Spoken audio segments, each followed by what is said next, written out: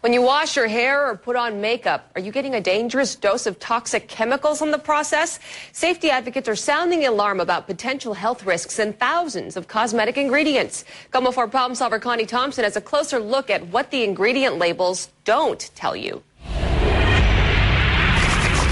Soaps, gels, polishes. Octyl methoxynitrate.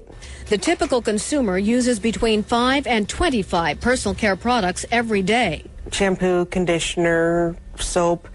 We slather on creams and lotions, brush on powders, fill our hair and the air with sprays. But what are we putting on or in our bodies? Phenoxyethanol. Formaldehyde. Dibutyl phthalate. Biologist Renee Sharp says reading labels is worthless if you don't know what they mean.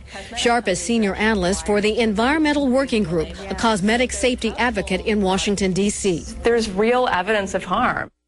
Sharp says studies show as many as half the personal care products on the market have at least one chemical linked to either reproductive problems or cancer. We're basically conducting a giant chemical experiment on ourselves. For example, Parabens. Parabens are widely used as preservatives. Ethylparaben, propylparaben, methylparaben. Which are suspected carcinogens that have actually been found in breast cancer tumor tissue. Published studies also link parabens to the possible disruption of reproductive hormones. Many nail polishes contain the controversial chemicals called phthalates. The industry insists they're safe. Health advocates say tests associate phthalates with abnormal reproductive hormone development. I figure if it's in the stores, it's got to be safe. Of the more than 350 pages of the Federal Food, Drug, and Cosmetics Act, here's the section on cosmetics, 1.5 pages. Safety testing for cosmetics is left to the manufacturers. So the Environmental Working Group launched this cosmetic safety database website, Skin Deep. Type in the product or ingredient and get descriptions, potential concerns, and a color-coded hazard score.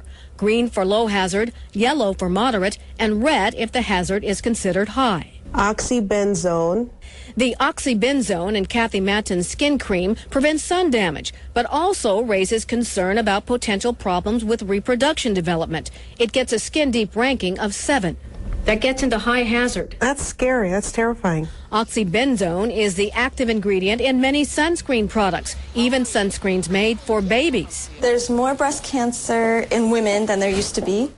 More breast cancer in women, more testicular cancer in men. But are the chemicals the cause?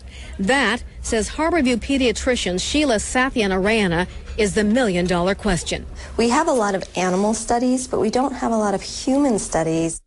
Her own recent studies do confirm higher phthalate concentrations in the urine of infants exposed to baby care products with phthalates. The doctor's prescription? Minimize all chemical exposure to infants and young children. Women of reproductive age or women who are pregnant should minimize their exposure too. For everyone else, be aware of what's in the products you're using, so you can at least make an informed choice. The Personal Care Products Council insists the products we use are safe, saying a lot of information on the internet is inaccurate and misleading. The industry has launched its own cosmetic database with its explanation of cosmetic ingredients. We put them both on our website, comotv.com. Click on Consumer.